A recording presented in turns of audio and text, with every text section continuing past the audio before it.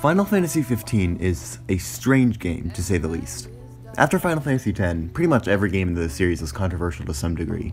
11 ditched the classic single-player structure and took the series online with an MMO.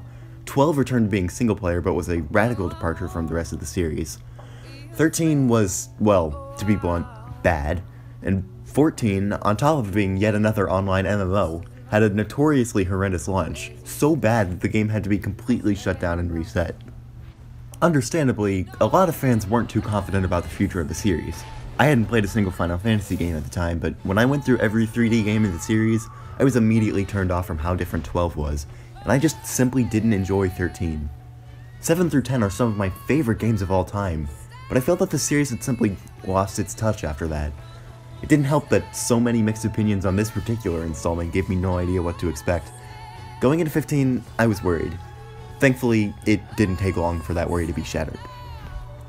I'll be the first to admit that Final Fantasy XV is not a perfect game. I have my gripes with both gameplay and story, which I'll get into later. However, despite these minor blemishes, I think that what 15 does right greatly outweighs what it does wrong. For every small issue I have, I can point to something else that I think is incredible. There are valid criticisms to be had here, but I genuinely feel that everything in this game, at the very least, has a solid foundation that shines through. One distinction that I need to make absolutely clear is that I played the Royal Edition of this game, and only the Royal Edition of this game. I didn't play any of the DLC, and more importantly, I didn't play the original version that shipped at launch. After admitting that, can I even fairly review this game anymore? I would argue that, yeah, I absolutely can. For one thing, the original version has been pulled from online stores. This is very clearly the version of Final Fantasy XV that Square Enix wanted from the beginning. It may have been unfinished at launch, I wouldn't know, I didn't play it at launch. But the key here is that I'm reviewing this game as it is in 2021, not how it was in 2016. When I reviewed Metal Gear Solid 5, I was extremely critical of how it was obviously rushed and unfinished. The difference with that game is that when I played a fully updated version 6 years out from launch, it still felt unfinished. Konami never bothered to add what was missing from that game. Final Fantasy XV has been continually supported and fixed over the years, and anybody playing the game now is almost certainly going to be playing this version. With that disclaimer out of the way, I want to state plainly and clearly that Final Fantasy XV is easily my favorite FF game since FF10 in 2001, and it's managed to soar its way into my top 5 favorite games from the series. I think this game is criminally underrated, and I want to explain why. When I think of Final Fantasy, I think of stories. I think of the characters, the bonds that they form together, the locations that they visit together, the physical and emotional hardships that they face together, and the constant sense of adventure that they share together. When I think of Final Fantasy VII, I think of Cloud struggling to come to terms with his true self. When I think of Final Fantasy VIII, I think of Squall carrying Rinoa's limp body across the bridge. When I think of Final Fantasy IX, I think of the emotional torture Zidane endured on Terra. When I think of Final Fantasy X, I think of Tidus and Yuna, and of their tearful goodbye. I can think of any of these games and bring up multiple moments that made me feel, that made me care for the characters, that got me invested. The series obviously has an incredibly high standard for characters and emotional moments, and this is an area in which 15 absolutely delivers. Admittedly, I wasn't grasped by the characters at first. I found Noctis to be nothing more than a generic cool dude. I found Prompto fun and entertaining, but shallow. I wrote off Ignis as a typical boring smart guy, and I thought nothing of Godolius aside from the fact that he was there. For a while, the characters and the bonds between them were pretty underwhelming to me. That began to change right around halfway through the game. Without getting into spoilers quite yet, there's a massive shakeup in the plot right at the midway point that leaves the party scarred and wounded. Seeing Noctis grieve on this train instantly made me invested. It wasn't simply a moment of, he's sad so I'm sad, but that moment took advantage of aspects of his character that I previously took for granted. The turmoil between the group in the following moments made me realize their connection was so much more than just a simple friendship. In this moment, the group felt like it was made of fully genuine people, and this was when I realized that Final Fantasy XV was something special. While I didn't realize it before the halfway point, the chemistry between the main cast was always there. Going back and replaying the opening chapters, the connections I value so much were there the entire time. As soon as I realized that there's more to the characters than what's initially obvious, I realized this was one of the strongest Final Fantasy parties there has ever been. It's a small cast with only 4 main party members, and even I'll admit that the side characters aren't too strong. Characters like Luna serve more to help with development of the main party, Characters like Arden have potential and are interesting, but don't have enough presence or development to reach their full potential. The game focuses its efforts completely on the main four. If you ask me, it pays off. However, my praise for the characters leads directly into one of my largest criticisms for the game, and the whole Final Fantasy series as of more recently. To help further develop the characters and world of the game, there were multiple DLC packs released. However, Square Enix didn't stop there. They wanted to fully extend this game into the Final Fantasy XV universe, comprised of an anime, a CGI movie, an online multiplayer mode, an extra game demo, and even a VR title. To be blunt here, I think this was a bad idea from the start. I understand why they want to generate revenue outside of just the initial purchase of the main game, but this is taking it too far. I should stress that the game still feels complete on its own, so this extra content is all just supplemental and not really necessary. Still, I prefer when all you had to do to get the full experience of a Final Fantasy game was to play the game. Starting with Final Fantasy X, every single entry in the series had some sort of sequel or expansion, and it's no coincidence that this practice started right when the gaps of time in between each main installment started to get longer and longer. I prefer each Final Fantasy game to be just one standalone installment. I can understand why the MMOs have to continually receive expansions, but there's no reason that a game like Final Fantasy XIII should have an entire trilogy. 7 has it the worst out of all of them, with a shooter spin-off, multiple mobile games, a prequel, a remake that's soon to be a series of remakes, and a feature film with 2 different cuts. I'd much rather all of these were sacrificed for the sake of focusing development on more mainline installments. I'll defend 15 in many aspects, but I will not defend this. Alright, tangent aside, I'd like to get back to focusing on the story of the game. I've made my praises for the characters extremely clear, so what do I think about the story they follow? It's good. It's not spectacular or anything, but it is good. It's not overly complicated, it has good moments, and overall, it's engaging enough to hold my interest, but not enough to keep me invested. That is, until the ending. It's no exaggeration at all to say this is one of the best video game endings I have ever seen. To talk about this ending in full detail, I need to talk about spoilers. If you haven't played the game and plan to, skip to the timestamp on screen. Trust me, you don't want this ruined for you. Alright, let's talk about that ending. On paper, this is a fairly typical sacrifice ending. Noctis absorbs the power of all the past kings to break the eternal night and rid the world of the demons, finally killing Arden in the process. However, this cost him his life. When I put it like that, it doesn't really sound like anything too special, but this ending is made incredible by all of the context surrounding it. First off, the cutscene direction here is amazing. It really makes you feel the intensity of the moment, and the beautiful CG visuals here accentuate the grave seriousness of what's happening. Just watch this, it's chilling. Dad. The time we had together, I cherish. Kings of Lucis.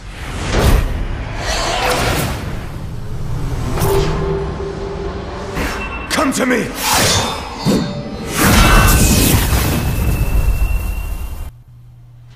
The way Noctis walks up to his throne and finally accepts his fate is equally epic and heart-wrenching. However, the ending doesn't really start to hit for me until this scene. This one scene at the campfire. Nothing I can say will do justice to this, so I'm just gonna let it play out. What the hell is this so hard?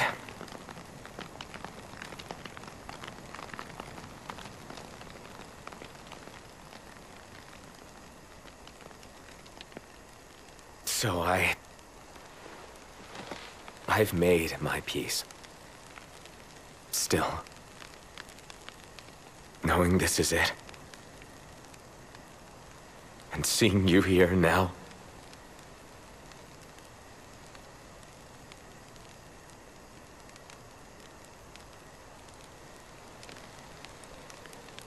it's more than I can take.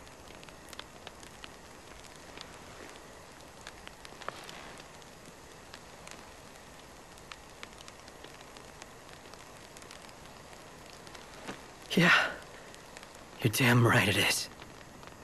Huh, you spit it out.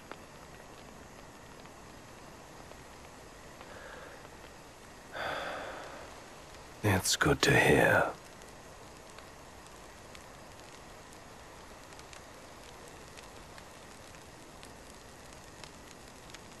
Well, what can I say? You guys are the best. You don't have to have played the game to feel the emotion here. The connection between the four makes this scene so incredibly effective. Afterwards, we see Noctis reunite with Luna in the afterlife, with only a photo to remember the partners he shared his life with. It's at once touching, sweet, bitter, and painful. The reason this ending works is not because Noctis dies and it's sad. This ending works because it takes advantage of the incredible chemistry that it spent the entire game masterfully building up. When Noctis breaks down in tears leaving behind his friends, it feels real, and it hurts. This scene is why I think it's so crucial that the whole game focuses on building the main four above everyone else. If they didn't do that, this ending wouldn't have worked nearly as well as it does. Alright, with the story out of the way, I want to focus on something that Final Fantasy has always excelled at, and that's the presentation. The series is well known for pushing the technical boundaries of whatever the current console is, and 15 is no exception. Even almost half a decade later, this game looks incredible. The environments here are simply stunning, character models are detailed and expressive, and the CG cutscenes are more impressive and visually pleasing than ever before. And if you're lucky enough to be playing on a PS5, the game will manage to run at an incredibly smooth 60 frames per second. Good graphics don't mean anything if they aren't showcased well, but here they absolutely are. In fact, I'll go as far as to say that Final Fantasy XV has the best spectacle from the entire series, and some of the best I've ever seen in any game, only really rivaled by Metal Gear Rising and Shadow of the Colossus. I remember fighting the Leviathan for the first time and having my mind absolutely blown by what I was witnessing on screen. A ton of the boss fights are like this too, from the Titan to Cerberus, and of course the climactic fight against Ifrit. Aside from the boss fights, the scope of the world is huge, and the open world structure does an amazing job at making the whole world feel connected. 15 feels grander than any other Final Fantasy title prior, and I adore it for that. One of the most important aspects of any Final Fantasy game for me is the combat. There's so much of it in every game, so if I'm bored during fights, I likely won't enjoy myself. The automatic combat is one of the reasons why I was so immediately put off by 12, and while I liked 13's combat at first for its creativity, I quickly became bored and uninterested due to how long battles were taking while not requiring any mental engagement from me. My first thoughts after completing the combat tutorial in 15 were, wow, this is weird, but it seems like it could be pretty fun, and I genuinely did end up having a lot of fun with the combat in this game. A lot of people write it off as mindless because of how easy 15 is as a whole, and how attacking and defending are done simply by holding a respective button. I can understand this critique, but I don't agree with it at all. While the game is admittedly quite easy for the most part, that never caused me to be bored at all during the fights.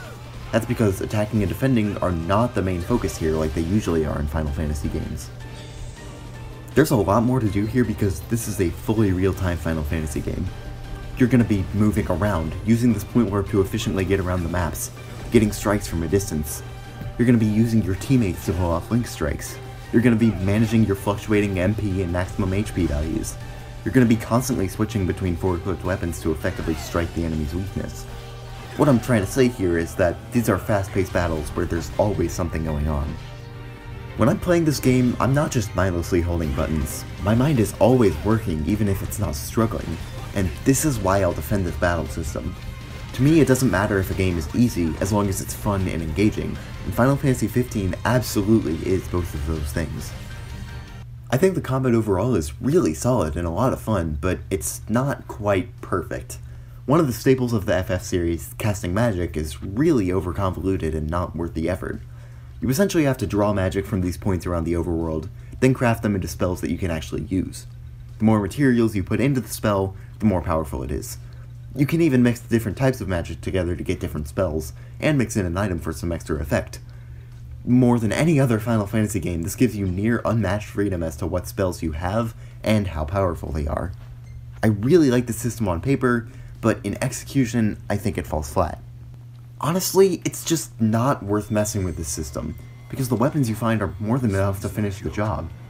When you cast a spell, you have to stop and aim it, which can leave you vulnerable in the middle of an intense battle, and it's usually not powerful enough to warrant that. And since you only get 3 uses per spell you create, you'll blaze through your most powerful spells too quickly, and it doesn't feel worth the effort to go through and craft every single one. Simply put, there's never any incentive to use them, so why even bother going through the effort to craft them? What were you guys talking about? Outside of the combat, you're going to be exploring around the open world, and if you ask me, this is easily the best part of the game. I'm on it. A big part of Final Fantasy is that feeling of adventuring across a world, discovering new locales, getting lost in that sense of adventure. Previous games had one main overworld that you would travel across, but all the areas were in separate and smaller loading zones. This was necessary for the time, but now it feels outdated and archaic. This is why I think the open world of 15 works so incredibly well.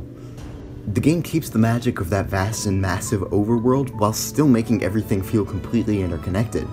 In addition to being the most cohesive FF world, it's also one of the most beautiful. From the humble Golden Key to the stunning city of Lestalem, the locations in this game astonish. One of the reasons this game is so fun to play is how fun it is to go around these environments and get lost in them. It can make you want to spend dozens of hours here in this world, and if you want to, you can absolutely do that. But if you want to move on and see as many new sights as quickly as possible, you can also do that. The open world structure really lets you take the game at your own pace and make it last exactly as long as you want it to, and I really love that about this game. Usually, FF games give you a few different modes of transportation, so you're not just walking around everywhere. Usually, this basically just resorts to making you move a bit faster. Here, you unlock a car called the Regalia from the very beginning, so it's already a step up. But this car actually makes traveling around a ton of fun. Just watching the group chill out together in the car, listening to the soundtracks of past games really gives the game a road trip kind of bond. And these small moments help to sell the chemistry between the main cast even further. Aside from the Regalia, the Chocobos return, but they're actually a ton of fun to control here unlike before. This drift mechanic was so fun to utilize. I really enjoyed messing around with these guys. You can also unlock the Regalia Type F, which lets you fly the car around the overworld. There may not be any kind of traditional airship in this game, but this more than makes up for it. It's completely optional, but a really fun post-game reward. I mentioned earlier how incredible the bosses are to look at, and thankfully they're just as fun to fight. As I've already mentioned, the combat is a ton of fun, so it already has that going for it. But unlike some FF games where bosses can simply feel like normal enemies but with a ton of health, the real-time combat here really makes it feel like you're fighting a massive creature. A lot of these bosses place you in massive arenas with lots of opportunities to point warp around, and it really makes the whole fight feel larger than life. Ifrit is my favorite fight in the game. It's super climactic and unbelievably epic. Watching the whole room get lit up by the flames is a true sight to behold, and it's just so much fun to fight. That's the best word I can use to describe these fights, they're just fun. One of the more controversial aspects of this game is how the second half almost completely shifts the structure of the game, from open world exploration to a linear action-based roller coaster. I think that both halves of the game are great, but I can also understand why fans of the open world may have felt betrayed when they had to leave it behind only halfway through the game. Thankfully, the game actually has a really clever solution to this, and best of all, it comes in the form of a time-traveling dog. At any point in the second half of the game, you can summon this dog named Umbra to travel back in time to the open world of Lucis or the city of Altissia. This way, if the linear structure of the second half ever gets tiring, you can simply return to the open world and do more of what you loved there. The second half could have been a pacing disaster, but this is a really smart way to fix that problem. I do really have mostly positive things to say about the gameplay, but there's one area in the game where it all really falls flat if you ask me. And that area is Chapter 13. Essentially, you're walking through a very dark and very tedious corridor for a long time, but that's not what makes this section so bad. The really disastrous decision here is the choice that you wouldn't be allowed to access your weapons or your teammates. The only weapon you have for a while is this ring, which is just... God, this ring is terrible! Attacks are so slow and they don't feel like they have any real weight. The dark enclosed environments make it so you're basically not moving at all during combat, and the lack of weapons or teammates makes it unbelievably boring. Nothing that made the combat interesting or fun is present here. In fairness, the chapter isn't completely awful. You do eventually get a sword that you can use, and even though it comes too late and is still just one single sword, it's still a weapon that you can use, and it makes the area as a whole less of a drag. And by the end, you do actually get all of your weapons and teammates back right before a fun boss fight. Even if it is too late, it's still appreciated. It's also worth noting that they eventually patched in an alternate route called Verse 2 that you could take instead of the standard one. This one follows Ignis and Gladiolus instead of just Noctis. None of these things are really enough to fix the mess that is Chapter 13 as a whole, but it does make it so it's not as bad as it could have been. Thankfully, Chapter 13 is immediately followed by the best portion in the game. This entire area of Insomnia is massive. It may not be as open as Lucis, but given that you don't have any extra transportation options, it strikes the perfect balance of feeling massive without being a slog to travel through. There's a lot to do here, with multiple fun fights and side quests that you can take on or ignore however you want. Once you enter the Citadel, it is a non-stop rush of boss fight after boss fight after boss fight. I already mentioned how much I enjoyed these, so of course I was in love with this final section. The final boss is just one of those that's completely cinematic and requires basically no effort, and that may seem like a disappointment to some, but the insane number of bosses right beforehand more than makes up for it if you ask me. It doesn't feel like you're getting a victory that you don't deserve. It feels like you already put in all the effort, and now the game is rewarding you by letting you just let loose on Arden. Okay, I think it's fair to say I've covered my thoughts pretty thoroughly at this point.